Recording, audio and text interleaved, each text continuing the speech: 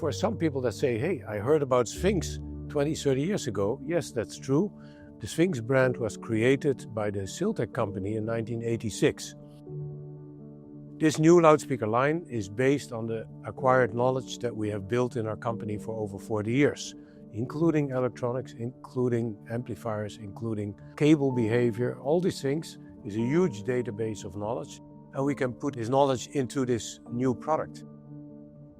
From our sister brand Siltech and Crystal Cable, in the past we had the beautiful speakers, and those speakers gave us such a knowledge that we wanted to combine into something new and something truly unique. After we set our initial goals to have a really good low extension bass, we had to think about what is a good construction method to get such a bass. We wanted to avoid the boxy sound of a closed box speaker or an unnecessary resonance of the ported box speaker. We started exploring with channels, with reinforcement of a back wave of a woofer driver. We started with transmission line methods, but we saw that there are many challenges and the lack of literature involving transmission lines. So we had to build our own computational models and our own tests and experiments. So we were most of the time cross-referencing our experiments and feeding back into our simulation model until we got a really good representation of what we want and how our speaker behaves. We are using transmission line principle, but in our own reimagination, in our own redesign, only for a subsection. The line that we use inside started with the analysis of a transmission line. We know that transmission lines have sometimes one of the best deep bass sounds, but the area above it is not very good, and there's a good reason for it, because you have a lot of ripple effects of a transmission line. So that took a long time to get rid of that, to make a modification to the theory. So the theory has been proven now. Now we can make a low distortion bass cabinet for a reasonable small size, and even this small speaker, it still goes all the way to about 23 Hertz, 25 Hertz, depends a little bit on the placement in the room, with a distortion of 0.2%. That's ultra low. So the prototypes that we make them with MDF because there's no pressure inside. The material is not so critical anymore.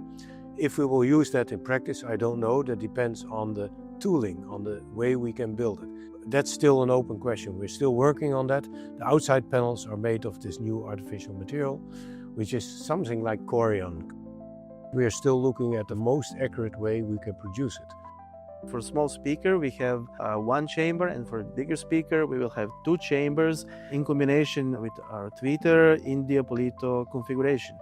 All of these chambers in the small and two in the bigger speakers, they will use our already established dispersion technology, which is again done by using a simulation software for diffusing a sound inside, and it also plays a major role in preventing cabinet to resonate, because if you have a big pressure inside and there are surfaces that are parallel, this will lead to volume oscillation and to cabinet oscillation that can result in unwanted sound from the outside.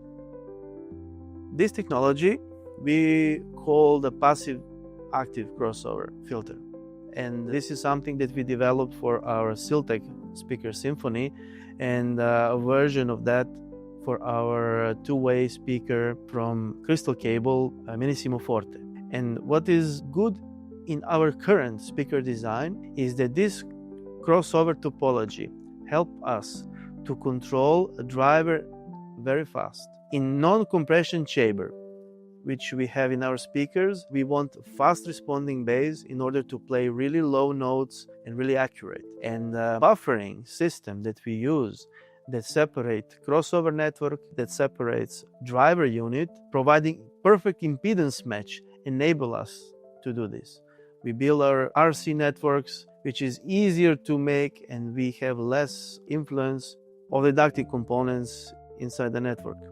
I ordered one for myself already, and I'm afraid I have to wait. The reviewers go first, and then hopefully I'm next. But the fun thing is here. Even with the prototype stage, which are not even at the level at the final product will be, I could listen to everything I played, even bad sounding records that are beautiful for the music, but are mediocre in recording quality. It still brings out such realism that you enjoy it.